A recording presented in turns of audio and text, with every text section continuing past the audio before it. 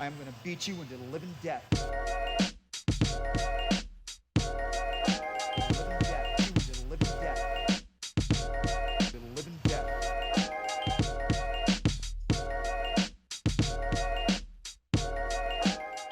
What's up, everybody? Welcome to the Walkout Network. It's your man, Ann Walker, here with the latest edition of the Living Death Show.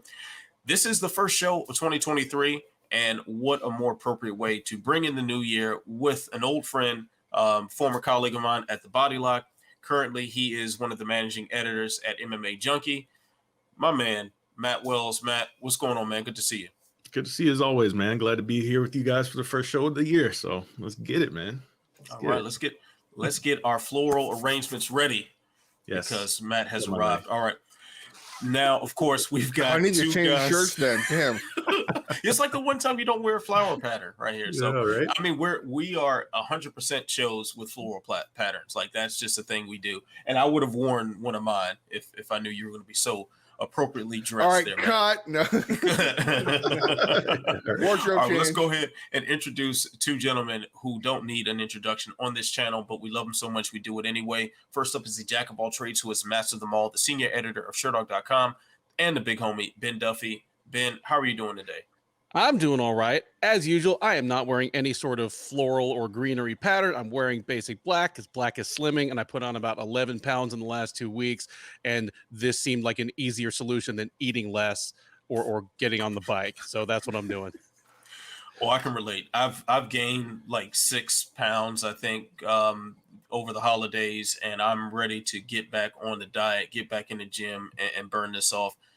And of course, the man who anchors the panel every week with the stats. And now the you facts, come to figures. me. Oh. Yeah, this is the type of show we're doing today. Man with the stats, the facts, the figures, and the numbers. He is the associate editor of SureDog.com. Also, my good friend, Jay Pettry. What's going on, Jay?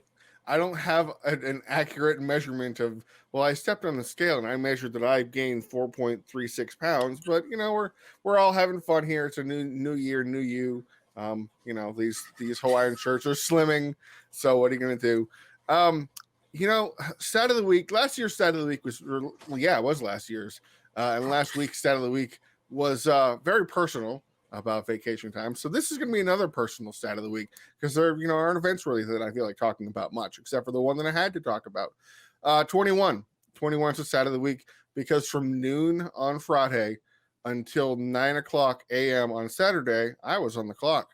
I was just working away, pounding and writing and editing and newsing and risening. So I made it all the way to the end, which is the first time in a good while, by the way, guys, that I have actually gone and made it all the way through a full Rizin card. It used to be a lot easier. You guys remember, it used to be a whole lot easier to be like, Dream, it's on at 2, HDNet, yeah, let's do this thing. And it was tough, but you know, you're sitting there kind of one eye cracked open, being like, oh my God, it's 7:30, get on with it. But we made it, and Rizin happened. So yeah, 21 hours was one work day because of our bloody Rizin show. I mean, that can't be laid completely at the feet of the time because this event, as like all the Japanese events, took place right during the time I'm normally awake, and I struggled to like watch the whole thing because Rizin pacing is some struggle, man. Like, and the intermissions weren't even that egregious this time. There weren't like, you know, hour and 15-minute intermissions, but intermission, it almost makes me sleepy even though I'm supposed to be awake at that time of day. I'm just like, oh, should I eat something? Like, would I be less bored if I kept my body busy, like turning cookies into fat? Like No, but then you get the itis after that. So you really start going to sleep. So I'm telling you, many of Rizin cards have been ruined by that intermission for me. Like I'm into it and the action's good. I'm all that. And then that intermission start and they start playing that music that I can't stand. And then they start having those promo reels where I have no idea what anybody's talking about. And I'm just done. Like I have to check out. No, I didn't even try this year to watch it live, and I really wanted to watch this one live. But my kids wake up at 7:30 on the dot every morning, and it's like, no, I'm not doing that to myself. So I caught up on the card just about an hour ago. I finished watching it. Well worth the sleep. All right, I'll just put it that way. Also, related to your stat of the week, Jay, 21 being the number of choice here. Rapper 21 Savage just said today or last night that he wants to stay alive for the year 2121. So he was inquiring about being cryogenically frozen. So just want to throw that out there. Demolition Man could use a good sequel. That's all I'm saying. But 21 Savage is not the guy who's gonna make like he's too skinny to be a good villain. Well, then put him as like one of the cryocons, like how they had like Jesse Ventura and the guy from Ninja he Turtles. He could be Mr. Class. Yeah. Like Samuel Jackson skinny. Okay, all right. We're about to go into like a deep dive of movie talk, which is not what we're here for. We'll do that once we're done here. Matt's sitting here prepping to be on an MMA show, and we're talking like it's entertainment tonight, fellas. I mean, it is what it is. I mean, you know what to expect by now. Like, oh yeah, yeah, he knows what's up. All right, fellas. So let's go ahead and get right down to business. Bellator versus Rizin took place on December 30th. 31st and January 1st, depending on where you were in the world and what time you watched, as the event was on tape delay. How many stars would you give the overall event, fellas? 3.5. The undercard was pretty banging. The main card was massive in terms of divisional relevance. I mean, it had a fight for the #1 atomweight in the world. It had it had Bellator's 2 best fighters, a couple of pound-for-pound talents against very underrated and dangerous opponents. But the actual energy level in the ring, I don't think really delivered during the main card. Just, they were all just, they were okay. It's a pretty good fights. Yeah, can't disagree with that. Jay, what was your rating? I mean, maybe it's because I stayed up and I was hurt. I was a hurting unit by then. You got that. Your other eyes are starting to do that stinging kind of sensation. You're like, I can just close them for just a minute, and then you wake up and the fight's half over, so you don't want to do that. Yeah, I mean, it's really tough when you have the big product. Like, picture a big UFC pay-per-view card, and you're like, oh my gosh, this could be amazing, and then it isn't. It's just it happens. It's an event that happens. It's no longer something really to look forward to. It's okay. All right. They played out the way that you kind of thought they would. There were a couple moments, but it wasn't dynamite like you had those expectations. So I would say it didn't live up to my expectations, which is really too bad because it had the makings of what should have been not an all-star card. Let's be real here because it's Bellator versus Rizin, but a card worth remembering. And the only thing I'm really going to remember, what am I going to remember? Actually, that's a really good question. What is the biggest takeaway? I'm going to ask Matt Wells after that too, because I know I'm sure he has a really big takeaway other than Bellator sweeping. I don't have anything that I didn't really learn anything other than AJ McKee is not the future at 155. Maybe that's my biggest takeaway. I don't know. So my stars, like 2.5. Matt, you got a star rating for us? I mean, I guess I'll go along with that because the thing was, kind of to Jay's point, is that when you have this big, the way that this whole thing was presented to us, the big promotion versus promotion thing, bring your best guys versus my best guys thing, let's do it big on New Year's Eve, yada, yada. All of that was fantastic. And I mean, the build up rather, right? Oh, sure. The anticipation of what could happen and all that kind of stuff. I love that idea. I want to see that happen again in the future. Keep building these matchups between promotions because, it's kind of like the thing we talk about, in boxing, you don't have this sort of thing where it's like, hey, I mean, they kind of do actually, where it's like PBC versus Top Rank. You kind of have it, but it's not to the level of MMA where it's like guys are shut out from fighting against each other. It's just, these lengthy negotiations, and maybe one day we'll get Terrence Crawford and Errol Spence at some point in our lifetime. Maybe when they're both 63 years old, we'll see it on a Triller show or whatever the case may be at that point. But I love the idea of it, and I want to see them do it again next year. Maybe we'll get more finishes on the main card or something like that, maybe. But I love the idea of it. And to the point about like AJ, I mean, he fought a guy who's been just starching everybody, took him the distance. It's only his second fight at lightweight, right? He only fought Spike Carlisle before that. And, he hung in there with him and obviously won the fight. I think it's one of those things where he's still trying to figure out what kind of fighter he wants to be at lightweight. You know, Yeah. I mean, he's not going to just be able to go in there and just ragdoll guys and, you know, slap on chokes. He's not going to be able to weight bully people, so to speak.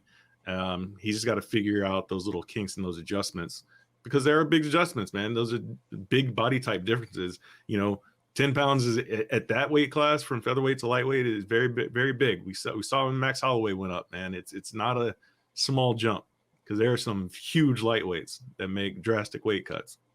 So. But before we get into some of the nuts and bolts about AJ McKee, because we definitely want to dive deeper into that fight. Mm-hmm. Do you think this event would have felt more special when all was said and done? Despite the fact that all the Bellator versus Rizin fights went to decision, do you think it would have felt like a grander event in the aftermath if title belts were on the line in the top two fights? I think that that was something that did kind of bother me a little bit, is that they're the reigning, not defending champion of so-and-so. And while I know that you can actually, because they did it with Horiguchi. I mean, he fought Darren Caldwell he fought Darren Caldwell in the ring, he fought him in the cage, he fought him in the beach, he fought him in a drained out pool, he fought him in front of cars with the high beams on. You know, a lot of people are chanting Lionheart in the back. So they can do it, but they just have to pick and choose who they can throw in there. And the lack of stakes, I think, definitely took away from it for me, because I went into this thinking, great, these are really, really interesting fights. I'm legitimately curious to see what's going to happen when AJ McKee goes up against a guy who could flying triangle him like that, because he's done that. And Satoshi.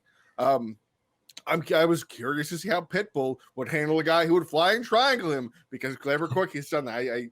They both do those triangle things, but still, the point is, I wanted a takeaway. I wanted not. It could have been this stupid. Remember that belt that they made for Floyd and Connor? That garbage, that garbage green belt that was like $60 million and had all the gems and all the stupid stuff on it. Give them something. Give them the Super HLUK belt. I don't care. Mm-hmm. Give them anything to just represent that. I am in just something to memorialize this. Because you know who got the award at the end? Scott friggin' Coker. He got a giant trophy to hold up. The fighters didn't. And I think that missed me. He finally got his Pettyweight Grand Prix award. So fellas, another thing I want to ask you about, because, you know, like as Matt said, and I agree with this, we want to see this happen more often. We want to see this sort of big promotion versus promotion style event. But we had a clean sweep from Bellator. And quite frankly, if I am Rizin, I'm embarrassed. Do you think the results of this, you know, make it less likely that we'll get something like this again in the future? On paper, it was embarrassing. And I mean, I ran the headline at the top of Sherdog's front page the next day, just said Bellator 5, Rizin 0, but that's a little misleading.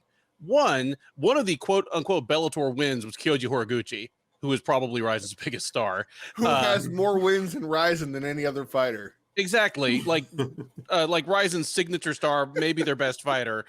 Well, okay, maybe not their best fighter anymore. But, and then another one, I actually thought McKee lost. I mean, I thought it was a close fight, but if you're going to score it whole fight style, you know, I won't go into the like super detail of it, but I thought Roberto Satoshi had him in more trouble for longer, came closer to finishing the fight. Like it wasn't a complete washing. And luckily, one of the cool things about Japanese promotions going back to Pride is that you're like the respect with which you're held isn't intrinsically tied to wins and losses. You know, so I don't think this will stop Rizin from trying this again in the future. Won't stop Bellator and Rizin from doing it in the future. And I pointed out last week that these are kind of the two biggest promotions that could really do this feasibly on even a once or twice a year basis. Just one championship in PFL, they're organizational peculiarities kind of preclude them from doing this. Unless PFL wanted to farm out their fighters to have a fight in the off season somewhere else, which would be amazing, but that would make too much sense for PFL to do it. That would be perfect for them, especially like whoever didn't fight, like the real smart cage is the one that we put our fighters in, so that we don't have to pay them, for that 4 months that they can't fight, but we won't do that. But that would be brilliant to have PFL in that mix somehow too. Yeah, like they let Kayla Harrison go fight in Invicta once during the off season. Yeah, that was brilliant. And she myrtleized Courtney King with elbows, something she hadn't been able to use before. Yeah. You got to see another, and she fought at 145. Yeah. So that was just another thing you could see. Like in PFL, for some of these fighters that didn't make it, which, most of them, their year is done in August. And then it doesn't start back up again until April.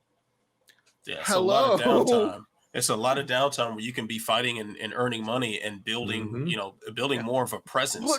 Put Jeremy Stevens, who's your PFL-ish guy, put him against Yusuke Yachi. Put him against, I don't know, Justin Lawrence. Put him against just to smash your toys together kind of fight. Doesn't have to be crazy.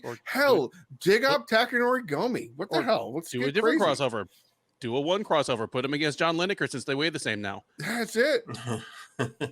I'm sure Anthony Pettis would be great to put on a New Year's Eve card against whoever you want. Can you imagine like he would kick and jump off the top rope?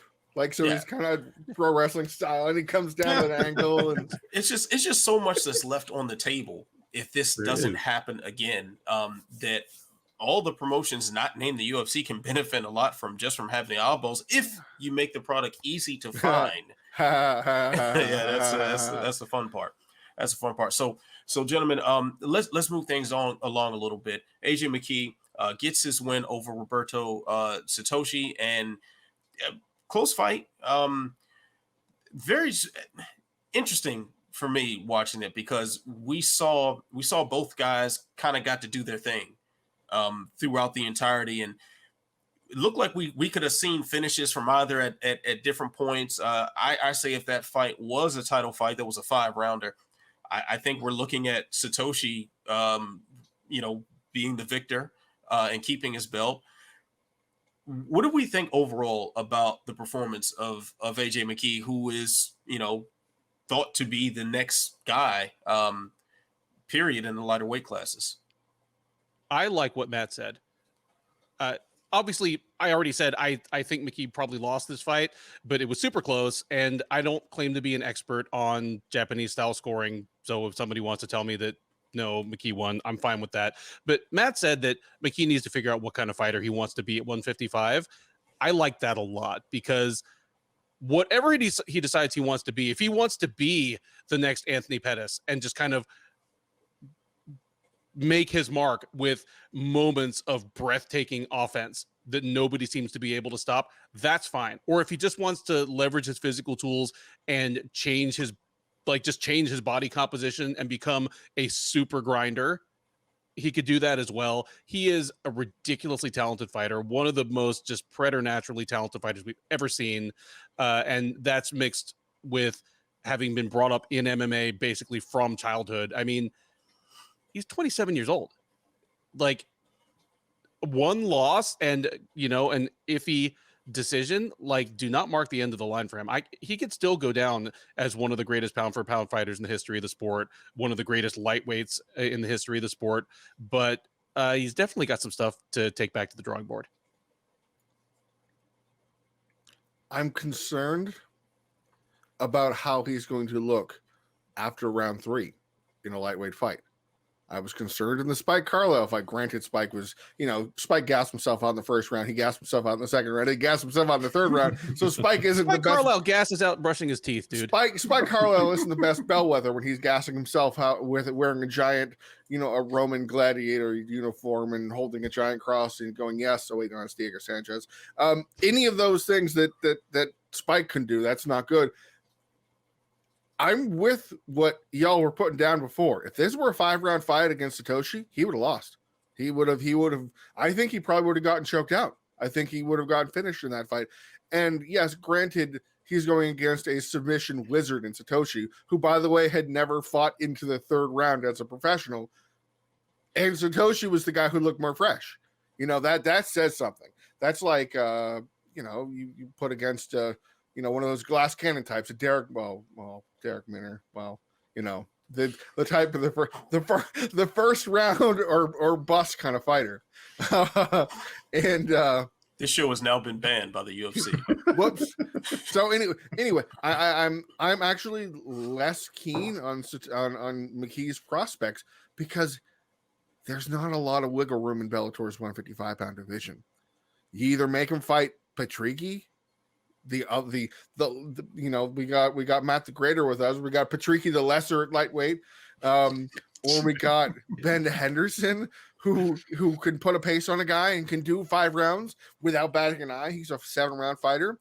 That's an ugly one. And then it's Usman Nurmi, not Usman Nurmagomedov, who I don't like that. So I think AJ is going to hit a wall at 155. I think he's better off at 145, unless he does what you said, Matt, and pick a lane. Because I looked at AJ's performance and I went, we had that show the other day and we were talking about Darren Till and we were like, what is he good at? I look at AJ McKee at 155 and I don't know if I could point to a thing and go, man, don't get on the ground with him, or, oh boy, watch out for that right hand. No, he's just a great fighter, an all-around fighter. And I think he needs to be something more to make a move at 155. Yeah, I just got to see him really, you know, because we saw him so super aggressive, you know, going for submissions and stuff like that at 145. And he seems like he's just more reserved. I don't know if he's just worried about, you know, getting caught with bigger power punches coming his way now or what. I don't know what the case may be, but it just seems like his approach is completely different. And I guess, you know, that should be expected to a point, but I mean, I just want to see him get back to that older style of just being hyper aggressive and really kind of putting the pace on guys before they put the pace on him. And like you guys were saying, before they gas him out and then really test that tank. You know, I think he's still got the skill sets obviously to compete at 155, but I think he's got to do it the same way he did it at 145. See, two things that I took away from watching that. One, I think he made the same mistake that he made in the second Pitbull fight, and that's the reliance on those really flashy kicks. Those are very, very tiring. And of course, he's incredibly athletic and he can pull that off. I mean, we saw the flying knee that he landed in the middle of a punch combination, which was absolutely nuts to witness. But those techniques really wear you out. And if you are continually trying to spam these spin kicks, you're spamming side kicks, like all these advancing side kicks and everything, you can lose your win very, very, very quickly. And to that point, not even setting them up, just throwing them. Yeah, just throwing them. Exactly. Like they weren't, those weren't coming from, any sort of real dedicated setup, any style to lead you into the way McGregor used to do, would kind of throw the hook to get you walking the other way, and then you walk into the spinning back kick. Nothing to set you up like that. He's just throwing them out there, and he gets away with it because he's fast, because he has his legs are pretty long, and so he can get away with it. But at the highest levels, you're not gonna get away with it. You're gonna run into that wall.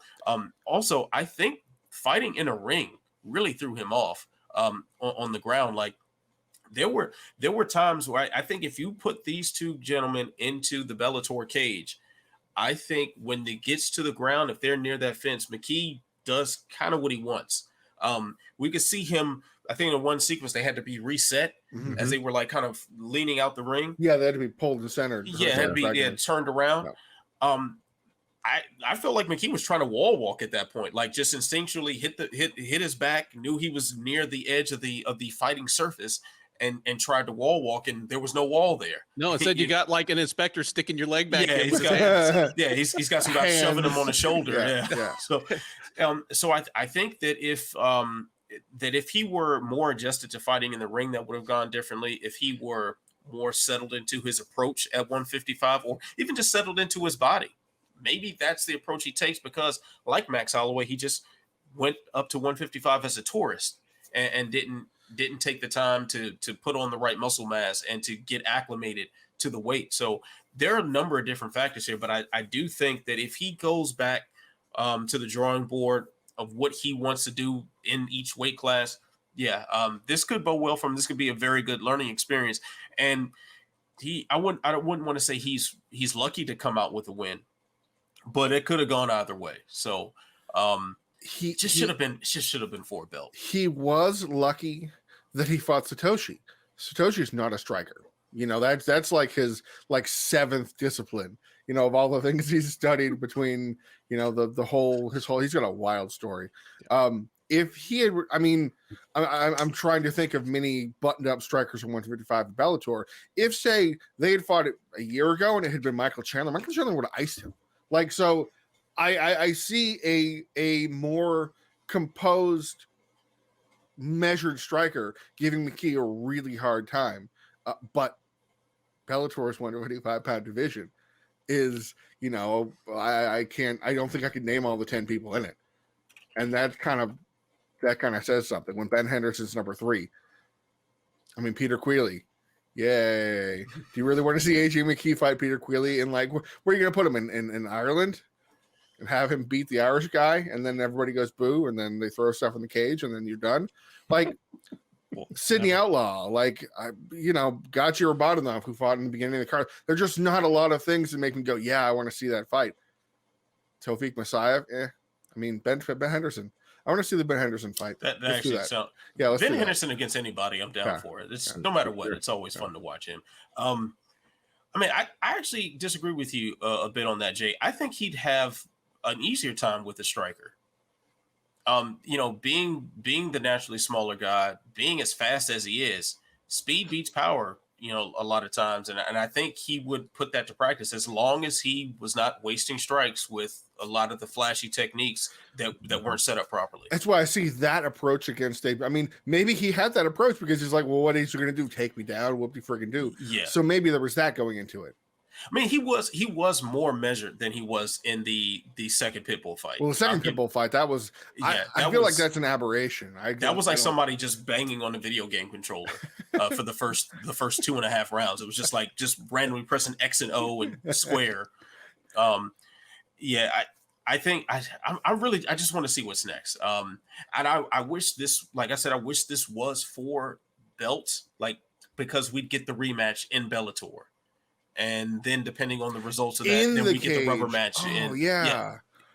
There are a lot of different ways that this could have gone with a belt on the line. In addition to it being a much more meaningful fight and something to make the event even bigger when they came back together. So there's that. But fellas, of the 5 Bellator fighters that crossed over with Rizin the other night, who do you think made the most of fighting in the ring with those different rules?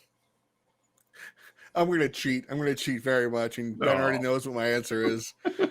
Probably my answer too, then. Of course. Who else? No, I won't cheat then. I'm going to try and push it differently and say that it was Gaji Robotinov instead of Horiguchi, who is accustomed to the ring. Because Koji Takeda, whatever you say about him, most people know him as for one thing. And it's for one good thing. It's for hitting suplexes on dudes. And Robotinov was able to position them in certain ways, especially when there were takedowns actually landed up against or close to the ring, such that the suplex couldn't happen. Robotinov did enough to keep the space and the closest to the ring, so that Takeda couldn't get that leverage, because he did try and ass over tea kettle a couple times, but he couldn't get anything going on there. I think. Other than the right answer, I'm going to give the backup answer. I like that one as well. I'd also throw in Juan Archuleta of all the Americans or American trained fighters that showed up for Bellator. He's the one that actually threw some knees to the head on the ground, and he didn't pause to think, okay, is this okay? He did it as if he'd been fighting by Rizin rules the whole time. That popped out to me. But aside from that, it was mostly the negative. And Ant already kind of stole most of my thunder there, because I was going to point out McKee as the counter example where, he tried to wall walk with ropes. On offense, he stacked up Satoshi in the corner which is normally a good thing to do as the top guy in a cage, but it left Satoshi in basically a no-lose situation, because I'm either going to triangle you from the bottom, or I can get us reset in a better position pretty easily just by starting to stick my arms and legs through these ropes. Satoshi knew that, because basically all of his fights have taken place, over the past couple of years in a ring, and McKee didn't. So McKee was doing the right thing for the cage, and Satoshi was doing the right thing for the actual enclosure they were using. I guess I'll cheat. Horiguchi, I mean, listen, the guy's got double-digit fights in Rizin, like in this experience, like in this format, so he knows what the hell to do. I mean, like there was little points, like when they were up against the ropes, like he's punching through the ropes, like down, like those are little things you can do when you've done it over 10 times at this point. Like when I first saw him do it, I was like, wait, is that legal? Can you do that? Like I don't even know the full rules about like when they get tangled up in the ropes and the resetting and all that kind of stuff. I get lost on that sometimes. Horiguchi knows. He was in there. He's like, I can do this shit, and I'm punching you in the head until they stop me. So, shit like that goes a long way. At this point, he spent more time beating up Hiro Ogikubo in a ring than like all but like 3 other like Rizin fighters have spent in the ring. Period. Like, poor Hiro. I mean, I don't know. Is that even considered cheating though? Because I think that's just the right answer. That's right. That's why we left it for you. You joined us at short notice. We wanted to leave you the low hanging fruit. You get the softball, man. Yeah, appreciate it. Although I will say that I thought that Sucho Kim beat Archuleta. I thought of all the ways that I think the scoring and what have you. I think that Kim did more damage. I think he did all the things because Rizin scoring, it's a whole thing. It's a whole different thing of it's like the backwards food pyramid and percentages that go to certain fighters. But yeah, I don't know. I think Archuleta got lucky there. Yeah, I mean it was I wish the Bellator fighters were able to take more advantage of the different rule set. It just the opportunities didn't always present themselves. And I think like at one point, like I remember McKee tried to force that at one point. We like got up from a scramble and tried to do the soccer kick, but then he went in for that stomp, and I mean that would have been legal in North America because the stomp landed on the chest. But it was like he really wanted to jump in that rule set head first. So I can appreciate that, but it just wasn't well executed. You know who else had that exact same situation? Poor John Dodson. He said afterwards, I wanted to throw a soccer kick so badly, but I just couldn't. I knocked the guy out. Oh man. So let's keep things pushing here. We're gonna go ahead and start off with quick hits. Let me go ahead and put some time on the clock. All right. And let's see who is gonna be up first. How about you, Ben? And of course, I'm going to butcher these names, as you guys know. Is 9-0 Seika Izawa a pound for pound women's talent? 1, you nailed the name. 2, I guess kind of, but mostly because atom weight kind of sucks. I mean, if you're the number 1 fighter in your weight class in your 5th professional fight, that's a commentary on the weight class as much as anything. All right, good answer. Okay, Jay, I'm going to ask you something now. Did Naoki Inoue get a almost close enough? Did Inoue get a bad break in the UFC, and should he try again now that he's older? I still don't know what happened with the situation of him leaving after a split decision against Matt Schnell that I thought he won. Remember, this was a guy who was 1-1 in the UFC, got cut. Yeah. Oh my gosh, he would make some waves at 135, 125, whatever division he wants to be at. Not 125. That was his problem in the UFC. He looked like a fucking praying mantis. Like, 135, please. But he title shot at praying mantis weight. It's possible. All right. Matt, Junior Tafa turned pro in July, and he's already 4-0 with 4 knockouts. How long until someone scoops him up? Not very long. I mean, the guy's got experience in multiple combat sport disciplines, so I could see him on a PFL roster or something like that, making a splash for $1 million. Why not? All right. Not a bad answer. Jay, would you do me a favor and ask me a question so I don't sound like a crazy person? Well, I think we can probably open this up to everybody after we ask you, because that'll be, we'll disrespect of course, and have some fun. So I mentioned John Dodson because John Dodson did a thing. He sure did a thing, didn't he? Knocked out Hideo Tokoro in 1 minute and 43 seconds. I believe it was a KO. So, Ant Walker, I'll start with you.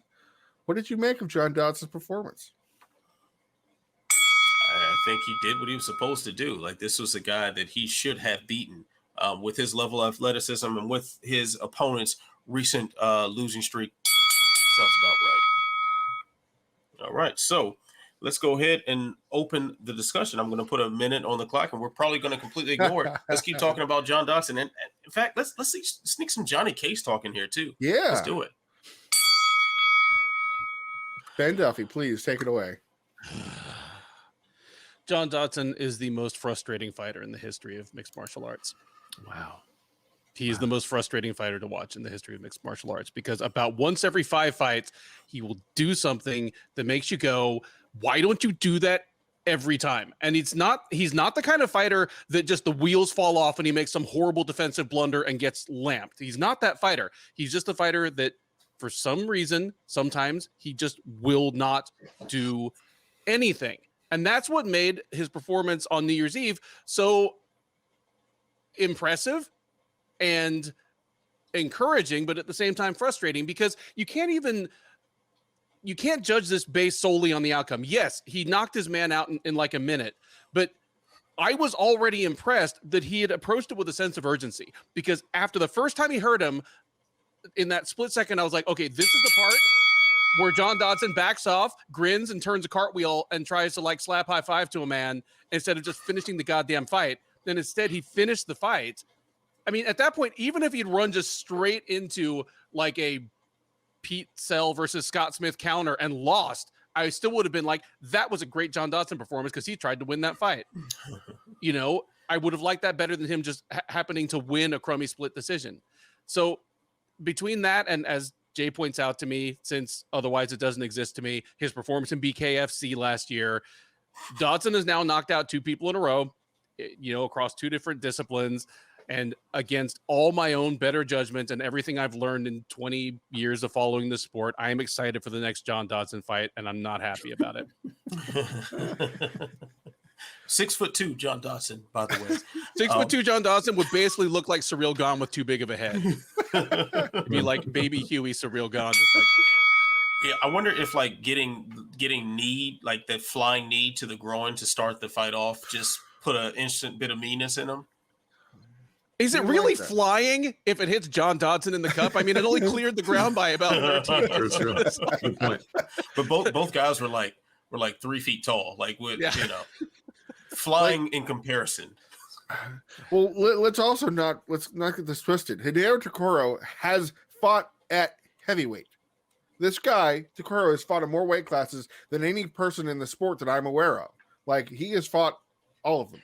I don't know how, I don't know why. You looked at him in there and you go, what the hell are you doing? He was skin and bones in there, and he was 125. He might have been 123. He looked like a greyhound. Like, his back was uncomfortable to look at. It was the kind of thing where at 45, like, this guy is 45 with a lot of damage under. This was the perfect fight for John Dodson, which is why I was comfortable saying, okay, Dodson's going to lamp it. Like, this is fine. It's the kind of fight, the matchup where I'm like, this is going to give false hope to so many people, and I am so excited. But the way that it works for Rizin, the 125-pound division isn't that ugly when you stack it up against other guys. So I could see him having just a kind of a fun fight next, and then fighting like Kai Asakura, and that would be a banger if Asakura goes to 125 and does that kind of thing. And then Horiguchi, like, there are all kinds of fun things that John Dodson can do over there. And you know what?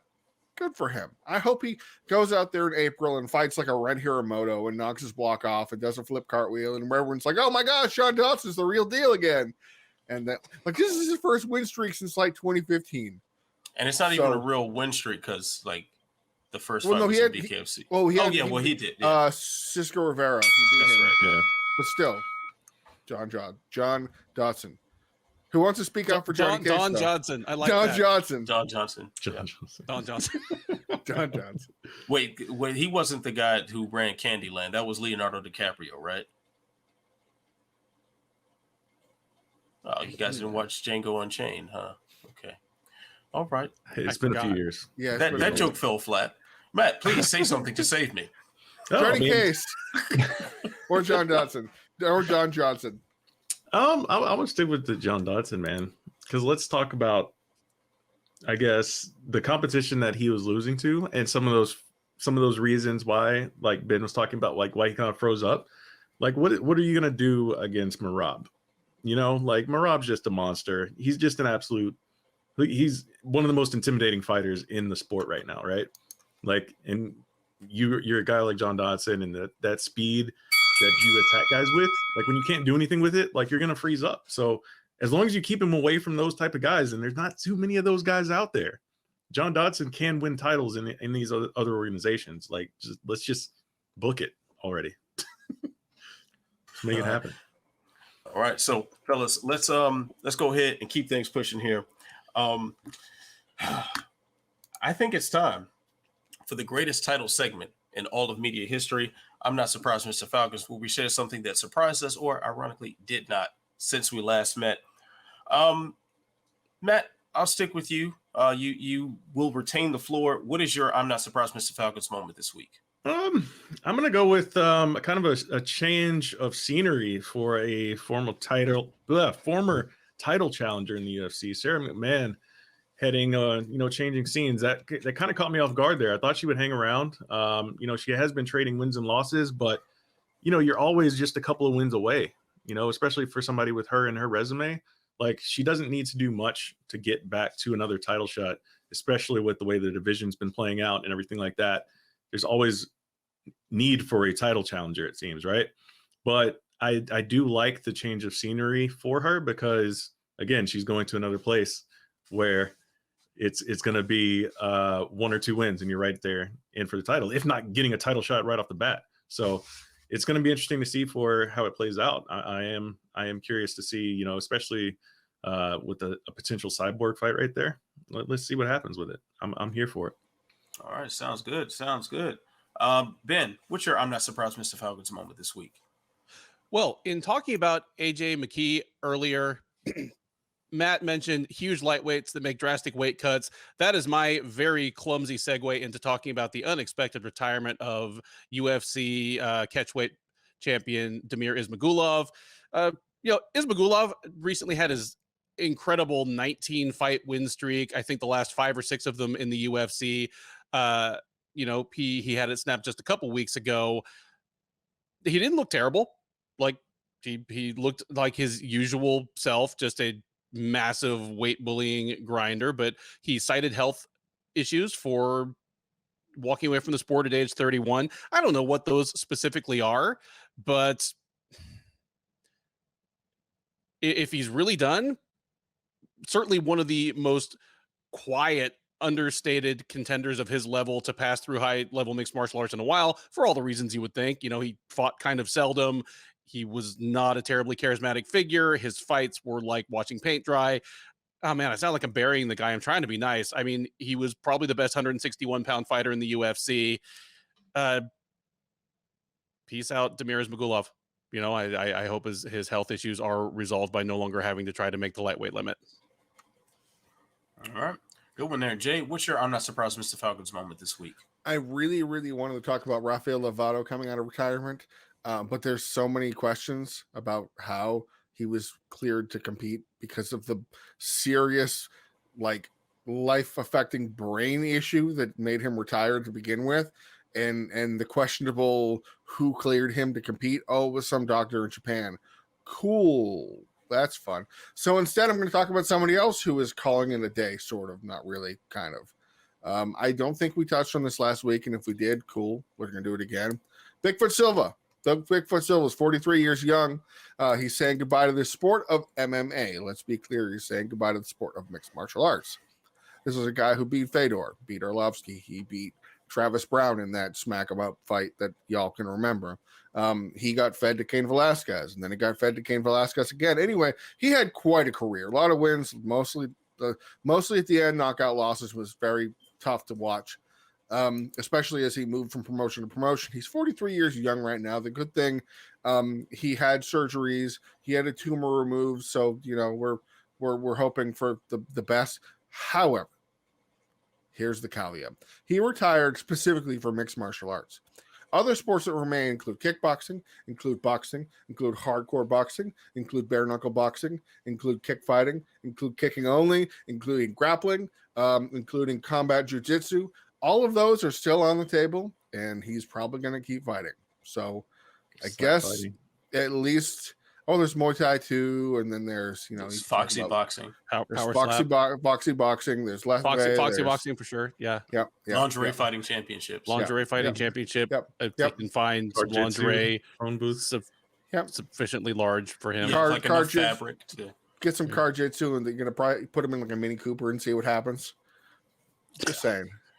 Yep, it's going to keep on going. All right, well, I'm not surprised Mr. Falcon's moment comes, once again, courtesy of Rizin on their New Year's Eve spectacular.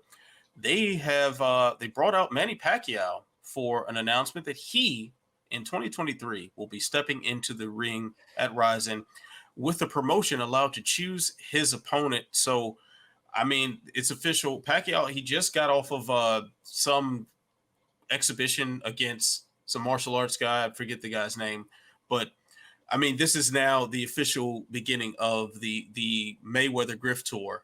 Now Manny Pacquiao is part of the show. I did see some speculation from our originally scheduled guest Blaine Henry that that Rizin was going to put together the Mayweather Pacquiao rematch and nobody will be able to watch it. So I kind of hope that happens just because why not? I love the anarchy. So there we go. Fellas, it is the beginning of a new year, but we still got a little bit left to look back on for 2022. Some topics that we didn't quite hit on that we don't really need to, but we're going to do it anyway because it's our show and we can do what the hell we want. So, fellas, join this ride with me. Positively shocking award. Which fighter unranked before 2022 are you most surprised made it? I'll take one. Obviously, there are plenty that we could name. I'm going to go with Roman Dolidze. Coming into the beginning of 2022, I hadn't really believed in him as a 32-year-old prospect out of nowhere as a light heavyweight. Then in 2021, he decided to drop to middleweight. I certainly didn't believe in him at 185, considering that, I mean, the dude had muscles on top of his muscles as a light heavyweight, but he rebuilt his physique the right way, but just settled into becoming, and it looked to me like an okay middleweight. He lost to Trevin Giles. He beat Laureano Staropoli, who wasn't really a UFC level fighter.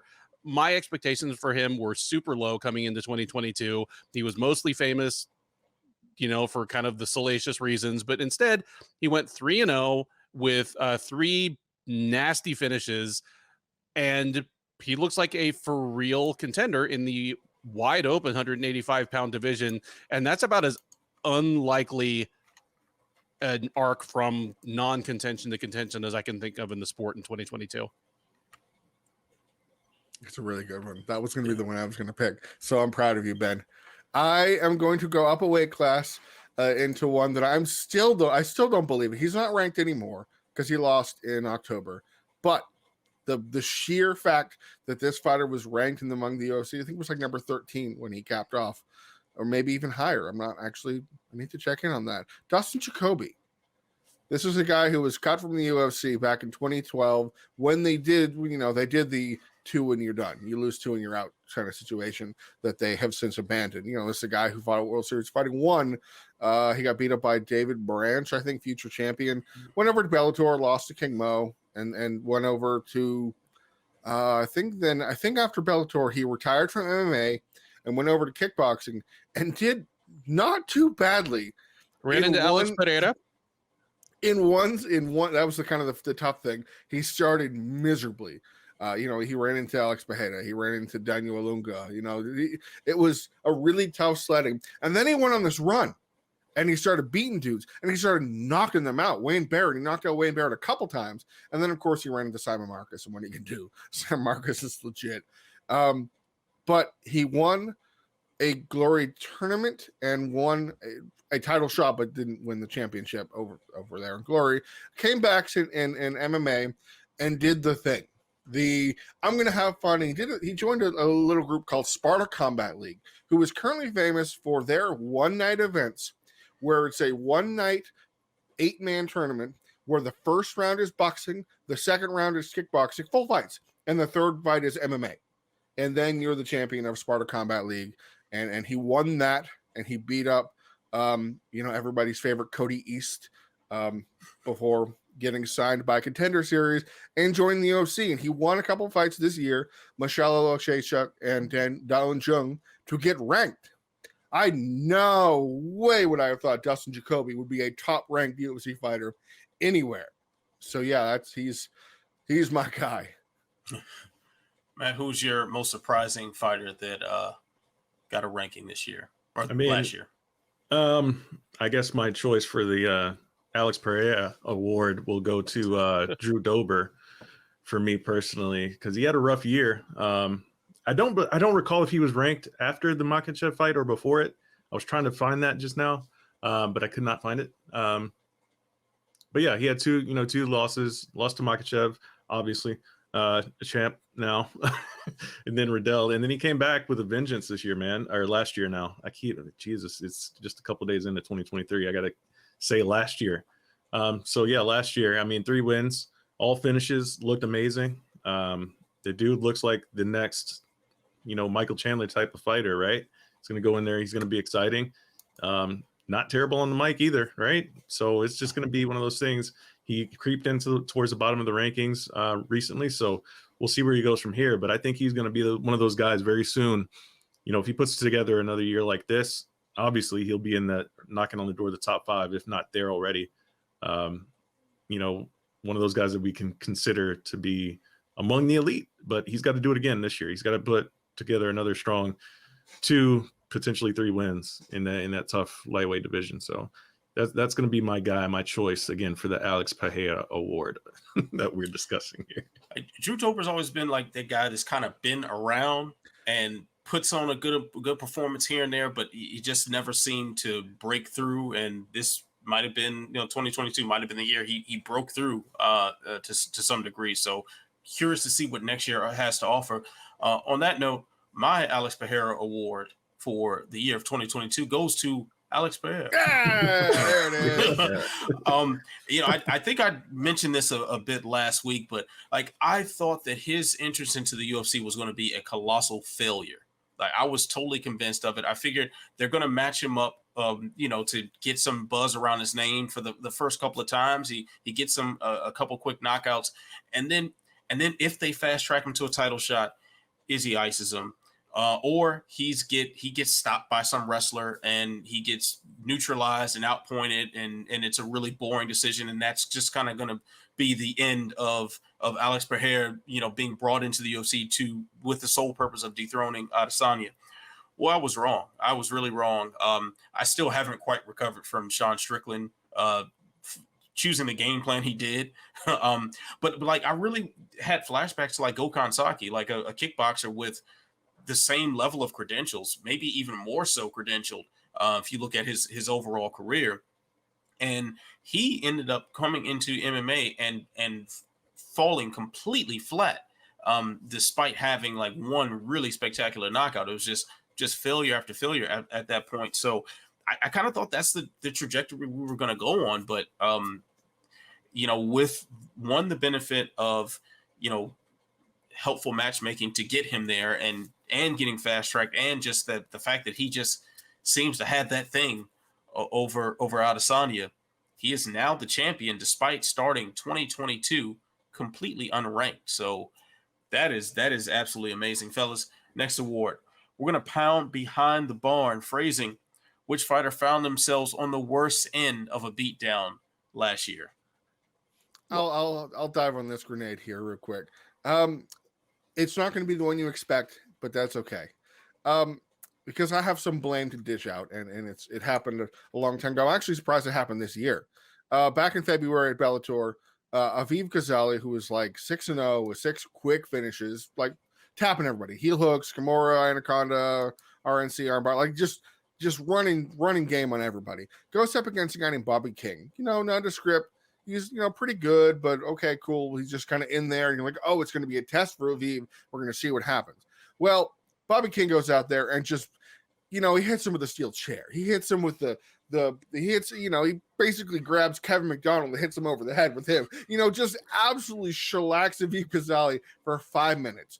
It's a 10-8, really bad. Just the guy saved by the bell, Aviv, and he's like 22, so he's just a kid.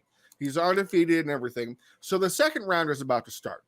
And you got Aviv going out there like he's waiting for Bobby King to perform the fatality. Like he's just like this right there. Like I've never in my life seen the doctor called in at the beginning of a round for a not cut nut injury. Like he wasn't broken. He wasn't bloodied. He wasn't bruised to any horrible thing. He was just barely able to stand to the point that they called him the doctor. And there was the shenanigans about Aviv pretending he didn't speak English to drag out the whole thing to let him get time. And Kevin McDonald's like, nah, and calls off the fight and Dr. stoppage in the first round. But Aviv Ghazali got the brakes beaten off of him in a way that makes you go, maybe sit this one out for a while. And the good thing is he hasn't fought since. So he's taken the time off after a just hellacious pounding behind the barn, courtesy of Matt to Mark Hughes. Just an absolute awful, awesome shellacking. I'll go next. I mean, I'd like to start by saying that this award is called the Pound Behind the Barn Award, which is, of course, a reference to Matt Hughes' autobiography, but it also carries a, possible not kid-friendly connotation. It's subject to, people taking it the wrong way in terms of phrasing. If we want to keep it a Matt Hughes reference and make it maybe not so obviously sexual in its subtext, we could change this to the Running a Train Award.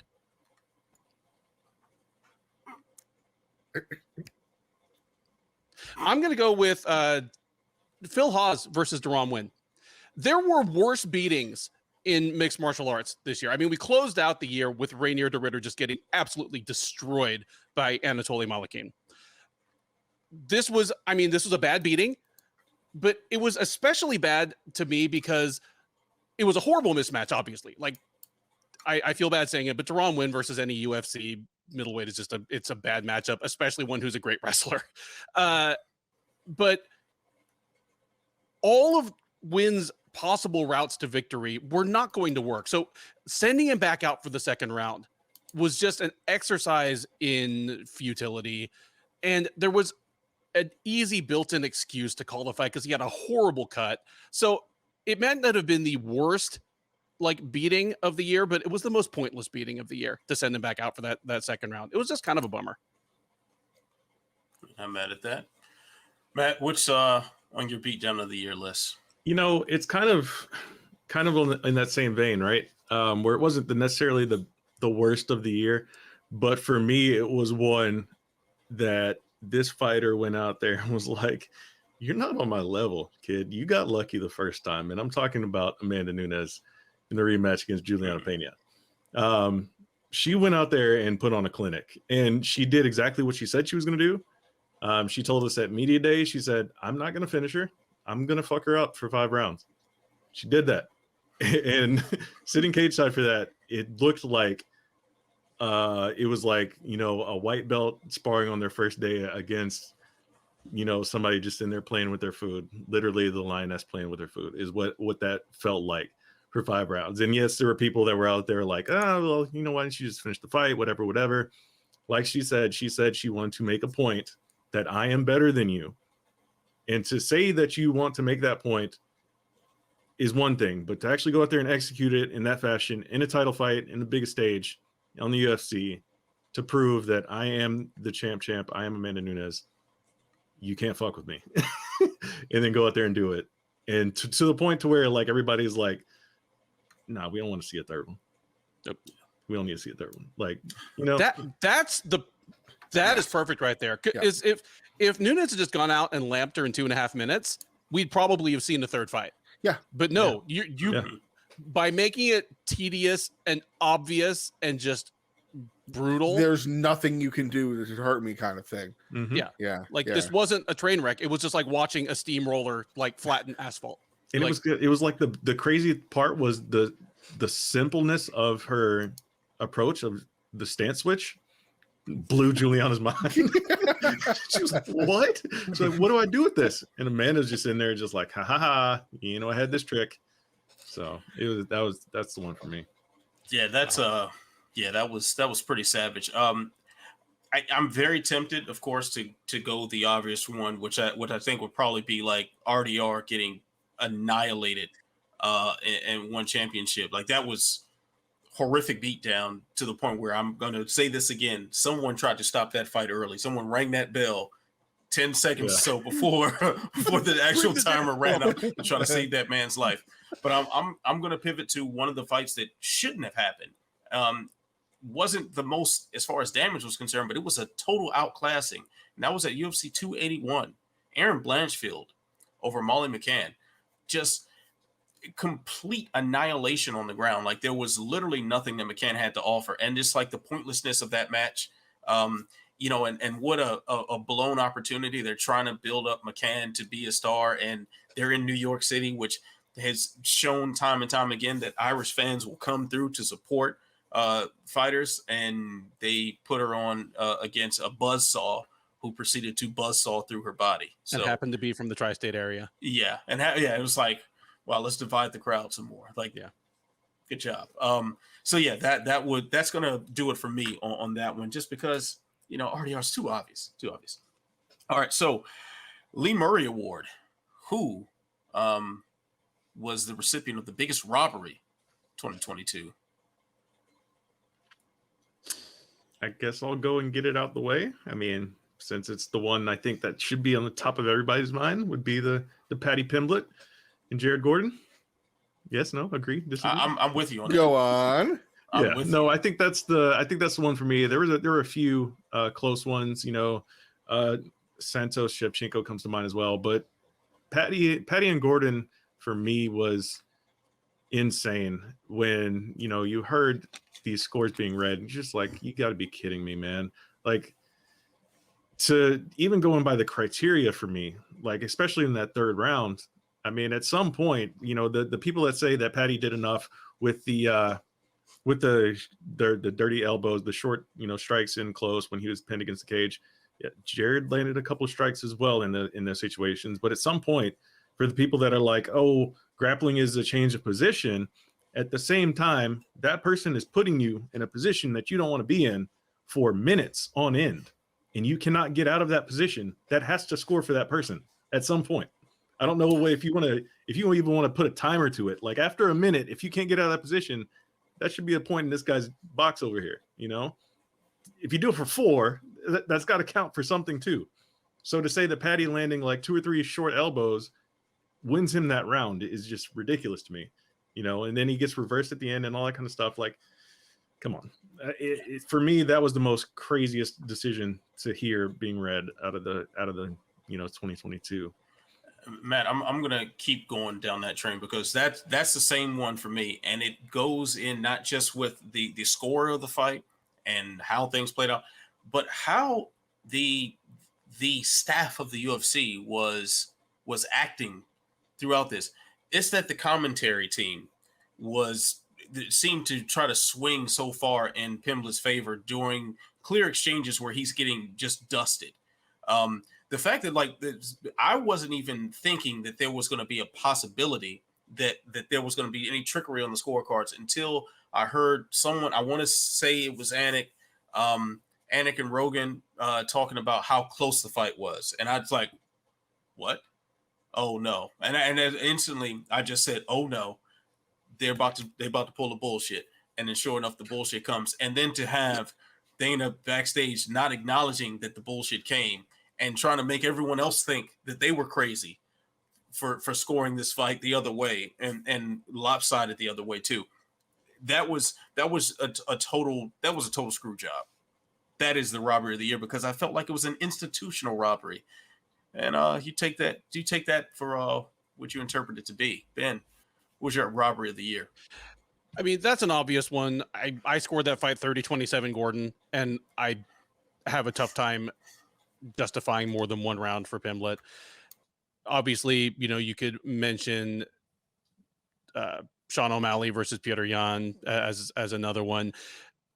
Those ones stick out not only because they took place in highly placed fights and with divisive fighters winning the questionable decision. So I'll leave those be, just because it like bums me out to see Jake Collier get hosed. And Andrei Arlovsky over Jake Collier, it was a bad decision. And unlike Yan versus O'Malley, where I scored it for Yan, but there were a couple of close rounds, I can sort of see somebody scoring it for O'Malley if I kind of squint my eyes and cross them a little bit. Like I thought Collier pretty clearly won 2 rounds against Arlovsky and didn't lose the kind of fight that Arlovsky tends to impose on people these days, because Arlovsky has just turned into a guy that puts every fight in the mud, doesn't let it get out of first gear, and just kind of hopes for not getting knocked out and winning a split decision. That's the Andrei Arlovsky of the 2020s. Collier didn't fall for that. He did Arlovsky some damage. I mean, a lot of it was due to unintentional headbutts, but it takes 2 to tango that way. It was just a bummer, just because, I hate to see Collier get hosed, because he's the kind of guy that the UFC is probably going to cut loose as soon as they can possibly justify it. So yeah, give me Arlovsky versus Collier. In the interest of saying one that we didn't cover, even though I might not agree with it being number one, there was a fight in Italy where the Bellator brought over its own judges to act as the commissioner, because even though Fig MMA exists, Bellator is like, no, we want to do it our own way, which that's a whole thing. We'll talk about that some other time. But on the undercard, Chiarapenko beat Manuela Marconetto without winning a round. This was a fight that didn't get a lot of eyeballs. I think the only scorers on it were Sherdog, actually. I was covering it live for whatever. I don't think I was running play-by-play. There are fights that you're like, okay, second round was close, and then fighter X won the first and the third clearly. There's no, I can't make the argument for so and so. Well, this was that kind of fight. I couldn't imagine that a judge could give even one round, let alone 2, to Penko. And Penko won a split decision courtesy of Doug Crosby, who scored the fight 30-27 in favor of Penko in a fight where if you gave her a round, it was the second round. And you were really, really stretching it there. And it was just one of those, you're like, no, you clearly you made an error announcing the scorecards, that kind of decision. You're like, there's no way. It wasn't even to the level of Patty Gordon where you're like, ooh boy, that second round you could blah blah blah. No, there's no actual argument that I, having rewatched the fight, can accept to be like, yes, this woman won 3 rounds, let alone 2 on 2 judges' scorecards. It was that egregiously, hilariously bad that it's really too bad no one cared about it, because that was a Doug Crosby screw job, and Sal Diamano didn't help. Shout out to Mike Bell. I like Mike Bell a whole lot. He scored the fight correctly. 29-28 for Marconetto. Even that second round was Crosby's like, when am I going to be in Italy again? Fuck these guys. Well, I mean, what a perfect way to lead into the King Bonehead Award. Who did the most bozo shit in 2022? And whether in the fight, social media, just in life in general, who's MMA's biggest bozo of 2022? I'm going to grab the low-hanging fruit here. It's been, I mean, it's the obvious answer, but it's James Krause. James Krause, blew up his own spot in the most unprecedented, incomprehensible way imaginable, to the point that I can't get inside his head to figure out why in the fourth quarter of 2022, after the smell was already starting to creep out from under the doors, and he was still just bragging about making more money from betting on MMA than from coaching it. On the MMA Hour. On what is essentially like the AP Newswire of mixed martial arts, where you get your news out. Like, how do you do that? He's not a stupid man. You couldn't be as good a coach as he's been, or the kind of fighter that he has been. And he's an entrepreneur too. Like he's an entrepreneur. Yeah. Like, not only like, of course, you know, the betting thing, but real estate. Yeah, he owns Metro PCS stores and stuff. Yeah. Like, he's very diversified businessman. I'm sure he goes and uses like those crypto ATMs at the gas station. Like, he's an intelligent man, which makes it even harder to get your mind around it. Was it just that level of arrogance? Did he just think, I'm so smart that there's no way this is going to catch up with me? Like some villain in a crime movie, like, I'm going to tell you, you know that I did this and you can't prove it? Like, was that what he was doing? I don't get it. But it was incredibly boneheaded, because in the space of a few short months, he changed the way that he's going to be remembered in MMA history. From like an incredibly overachieving fighter and a rising to the top tier coach to the idiot behind the scandal that either cleaned up the sport in one regard, or, depending on where you're standing, ruined it for everybody. Say it ain't so, James. But it's so. And he done told you many, many times. Yeah, James don't Krause. say it ain't so. Just stop King saying Bonehead. that it's so. Yeah. Yes. Very, very well deserved there. Matt, who's your King Bonehead for 2022? I mean, I'll go with the fight one, because the obvious one has already been mentioned. I'll go with the fight one. And it's already been mentioned before, actually. Sean Strickland's approach to Alex Pereira. His approach was standing flat-footed in front of a decorated kickboxer with fight-ending power and trying to march him down. Yeah, that's not going to work. That will not work 99 times out of 99. You don't even get the 100. Sorry. It's not ever going to work. So for as far as a fight goes, like, that was the most perplexing thing to me that immediately comes to mind. I'm sure there was probably another one out there that was just equally ridiculous, like on the undercard or something, but no, for that in that spot with the potential shot at the title on the line for you, like, you got to be a little bit more calculated. And he was not. And his coach even openly jokes about it, which is even funnier. Yeah, that's very well deserved there. Jay, who's your King Bozo for 2022? I'm gonna keep on where I was going from that last robbery there, because how do you know how hard it is to basically get fired as a judge in this sport? I mean, you can have the most egregious scorecards for 10 years running, to the point that you are a joke of a name where people be like, oh boy, I guess Doug Crosby messed that one up. Ha ha ha. And it was Doug Crosby. To where it, you know, people will be like, I don't want Doug Crosby scoring my fights, to the point where he'll go on, you know, break protocol and have a really uncomfortable interview with his buddy Chael Sonnen. And it finally caught up to him this year in a way that I didn't think was going to happen.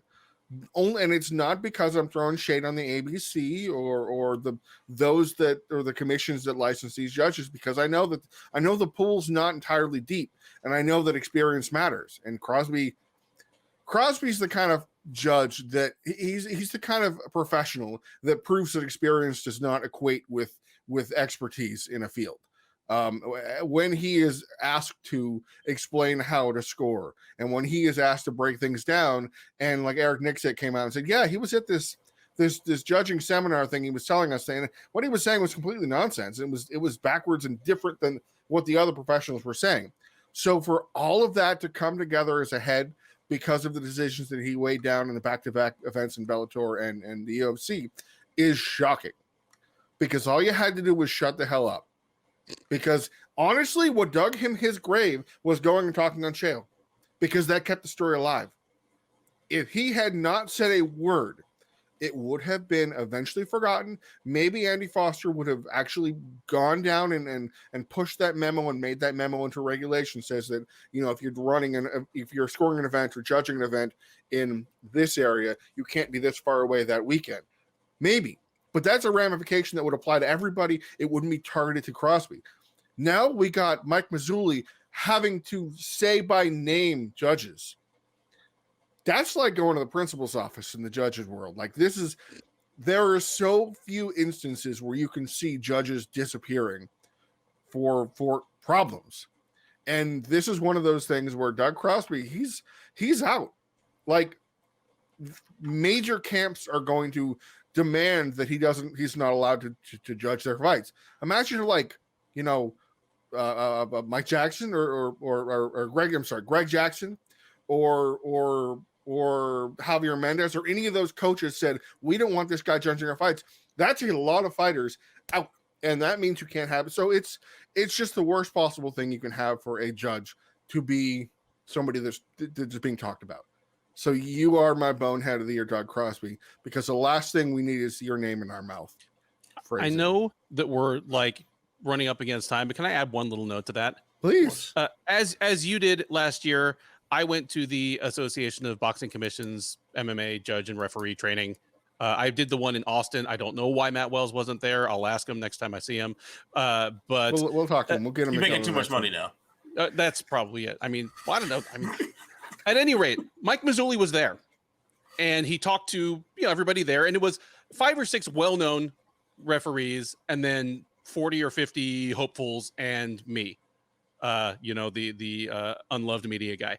But he literally said in as many words, like, the thing that will make me not call you again is if you go and start talking in public about your work as a referee or a judge. Like, he basically said, these are humans, you're humans, you're going to make mistakes. You'll sometimes be called to task for them and have to like write a letter or something or speak at a hearing. But if you just go on a podcast or go on a forum and start like arguing about your decisions, that'll make me not call you again. And my thought when he said that was, dude, Doug Crosby has spent a decade on the underground calling people fucking Ruka zombies. Like, you're not, like, your walk doesn't match your talk here. And then not 6 months later, Doug Crosby pops his mouth off and he gets canned by Mike Mazzulli. So props to Mazzulli. That was great. Who is the judge in Texas that called out Joe Rogan? Do you remember that big video that he did? The local guy, Jeff something. I think it was Jeff something. Was it Jeff Rexroad? No. It was like, I think he's actually an attorney too. So it was some guy who was doing was it. The one that was he didn't like the sword tied to one of the fighters. I don't. Joseph Lee? He was like he used to coach somebody or something that was but fighting. But the point was he said he had a long thing and it was about Joe Rogan talking about not paying attention or something, and he called it out and he yelled about it. You know who probably hasn't judged since then or hasn't ref since then? That guy. Well, considering that I'm having trouble coming up with his name and I know all the refs in Texas, yeah. It says it all. I'm very tempted to give my King Bozo or King Bonehead award to the athletic commissions for continuing to employ Doug Crosby until everyone in media and fans were just shouting at them about it. But I'm going to go to a different direction, more expected direction for me. I'm going to go with this is going to be a shared King Bonehead award to all the fighters that want to align themselves with absolute terrible people and parade these friendships over social media. So if you're hanging out with Ramzan Kadyrov and you're smiling as you're shooting AK-47s into the sky, if you are, got your arm around Andrew Tate with a big old smile, I'm looking at you because that's really stupid. Mixed martial arts seems to be the only sport where the athletes go out of their way to be in the company of complete, just absolute disgusting human beings and utter bozos. And I don't understand why MMA fighters in particular seem to have this magnetic attraction toward the scum of the earth. But here we go. So how about this? How about next time you know of a guy who happens to be, a tyrant and a murdering lunatic, maybe not go to this kid's birthday party. How about that? I get it if you are a citizen of this country and you're worried about your family and the repercussions, and I understand that. But if you are a citizen of any other country and you don't have to be there, don't be there. If you happen to see a podcaster and fringe social media personality who spews a bunch of misogynistic crap and also happens to be a alleged human trafficker, maybe don't take a picture with that guy. Just a thought. And how about when that person gets arrested, don't go on social media to support them. Not a good look. This is the Jake Shields Award, isn't it? It is. In perpetuity. Yeah, I mean, it's always the Jake Shields Award. The King Bonehead Award has now been renamed the Jake Shields Award. Fine by me. Yeah, I'm going to mention Jake Shields posting his own incriminating evidence of assault. Yeah, we covered that one last week. I thought about that. I was like, I don't want to go run that one into the ground again, but it's going to get run into the ground in court. So, what are you going to do? All right. By the way, here's a fun fact. You know the kid's birthday party? The kid that they went to go celebrate his birthday party? The fake fight? Yeah. That's it. That's Ali or Ellie, the kid who fought in ACA and had a very that was a tough one. I've seen an Adam West Batman fight be choreographed better than that. That was absolutely horrible. Like he was just standing over and he's just slapping his hands like what. And then I mean I wonder if he thinks that's real, because he looked the celebration was very convincing. He probably thinks he really did like earn a TKO victory, and he jumped on the cage, he's screaming at the crowd like, and his daddy can't even do a push up. Y'all see that video? Oh yeah, it's a good video. I seen it.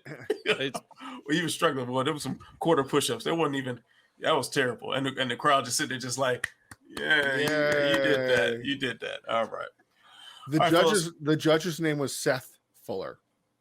He was in Texas, and if you notice in MMA decisions, Seth rhymes with Jeff. Yes, the MMA decisions. You notice the last event he happened to ref that has been covered in a major facet was UFC 277. That event that he got called out on.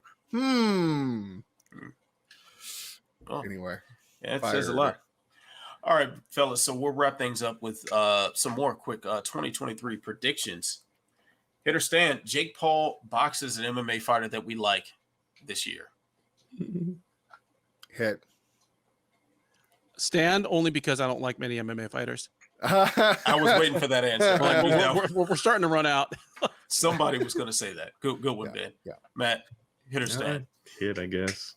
Yeah, okay. Yeah, hit too. I like Nick Diaz. That's probably going to happen. I don't really care for him, but I know a lot of people do. So I kind of felt that fit into my. I don't personally like him, but people enough, like 7 people do. So that's what matters. Okay, good enough. All right, time to say goodbye. Which famous fighter are you expecting to retire this coming year? Man, I say Amanda Nunes. To say they retire or to actually retire? Because if Amanda said she was retiring, I would believe it. I don't think she'd come back. I think she's made enough money. She's got the family set up now, got her own gym. I think she might be good. Like I want to say someone like Jim Miller, but I don't want to manifest that into existence because if he can hang out for another 18 months, he can fulfill his dream of being the only fighter to fight at UFC 100, 200, and 300. He will too. Oh, he's sticking around for 300 at least. There's no doubt about it. So I'm going to say Khabib Nurmagomedov stays retired since Jay still thinks he's coming back. Jay, I think he's coming back. I mean, if he comes back, he's coming back at about 185. Yeah, you see that dude? he was not small. Plump on the sidelines. Yeah. On New Year's Eve. He's turning into Daniel Cormier. Like the shape of his head is changing. It's like his hairline's going to start going further back, and he's winning a race with his hair. I'm gonna stick female fighter. I'm gonna say Rose Namajunas. Did you see her at Fury Grappling the other day? Yes. Yeah. And Pat Barry. I mean, like Pat Barry's never been a grappler, but he bless you, Pat Barry. You went back to some sort of a competition. Like I remember how much of a struggle he had been through and the drugs and all this kind of stuff. So for him to come out and at least be able to perform, even though the performance itself was whatever it was, I'm happy for that. But Rose got out there, didn't look interested, didn't have it in there, and then her post-fight interview, if you want to call it that, was just like, yeah, I mean, Pat's fight threw me off. I was whatever. And Jillian Robertson just easily ran just nothing. Rose has good jits here. Yep. Jillian Robertson is a rear naked choke aficionado, but she shouldn't be able to do that to Rose Namajunas. And she did exactly that to Rose. I don't think Rose is in anymore, guys. I think she's going to call it quits. Wow. It might be one of those like a quiet quitting thing, where she just says, "I'm going to need to." She'll go She's out just there, inactive for like 2 years, and then go out there. She'll fight like Marina Rodriguez. She'll lose really disappointingly, like a really unspirited performance. Then just kind of like, we're going to take some time off, and then just doesn't come back. Yeah, I would. She's definitely not the sort of personality that can just kind of go through the motions and have any level of success. Like that's just not her. Right. And as far as like Pat Barry competing again, like as far as I know, the only competition that Pat Barry is in is for the affections of the cheerleaders against the JV team. So, yeah, Matt, who do you think is going to call it quits this year? Just because I'm frustrated. I'm extremely frustrated with everything. John Jones is just going to say I'm not going to fight anymore. That would be so on brand. Yeah. That actually would make I think I'm at that point. I kind of want to see that happen now. Yeah, it's like as much as I want to see John Jones compete because he is the best fighter that we've ever seen. It would sure be funny if he didn't. Just be trolling in the news. Yeah, he'll troll for another 6 years, teasing his heavyweight move. Because he's keeping his endorsements, he's keeping his products, he's keeping the money coming in, and then just says, "Nah, I'm good." When he's, what a troll job! Give me that. Yeah, and he's gonna like balloon himself up to like 290 pounds and be like, "Yeah, I'm going to super heavyweight," and his calves are gonna be the same size. It's gonna be fantastic. All right, fellas. Last one before we wrap things up. The times are changing. What is one major change to the MMA landscape that you think will happen in 2023? Russian MMA is going to explode. I don't necessarily mean a good or a bad thing. There's a few reasons I say that. First of all, ACA, the company that's owned by Kadyrov, the war criminal, the genocidal lunatic, come at me, bro. Anyway, is going to be purchasing AMC Fight Nights, formerly known as Fight Nights Global, EFN, all of those things. That's like, I mean, Bellator buying one, and then in terms of level of scale of company in the relative to its sphere, that is a big purchase, and that's going to account for most of the major Russian MMA out there. Like there's RCC, and there's you've got some Pancration leagues, but it's, you want to go big, you're going to go ACA, you're going to go to Finance Global or AMC. That in itself is huge because it's not like an antitrust situation. There's nobody in Russia is going to be able to stop that. And that's going to get weird, first of all, second of all, and third of all, because that means that basically, because M1's gone, remember, guys? M1 is out of the game. That means the Russian MMA will be controlled by Kadyrov, first of all. And second of all, there's this growing trend that this past year, it's called Pop MMA.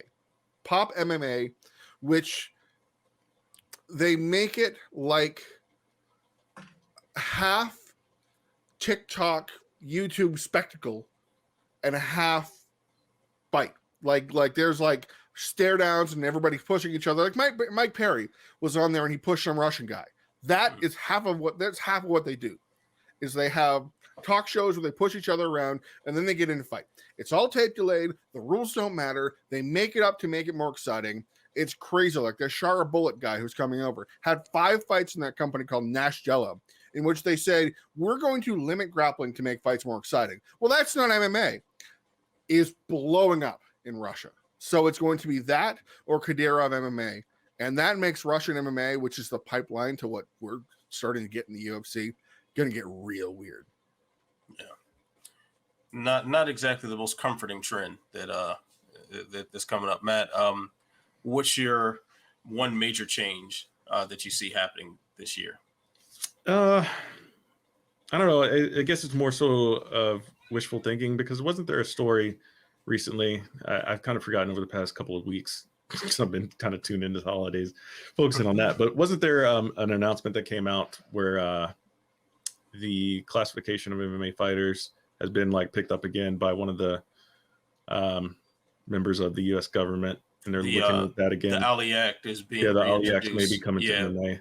So I guess that's more optimistic than anything. I know those sort of things move super slow, but if there's somebody actually taking a look at it again in the current, administration, it could be a major impact. But it's something to keep an eye on. I don't expect anything to happen this year, but if something does, that would be the biggest story of the year, just like James Krause was the biggest story of 2022. So yeah, we talked about that in depth last week, and I agree with you on that. Even if the wheels of legislation move very slow, the UFC is very well aware of its PR image, and that's when they start letting leeway go with a lot of fighters, and fighters are they'll just to calm down any cries against them, they'll bump up paychecks.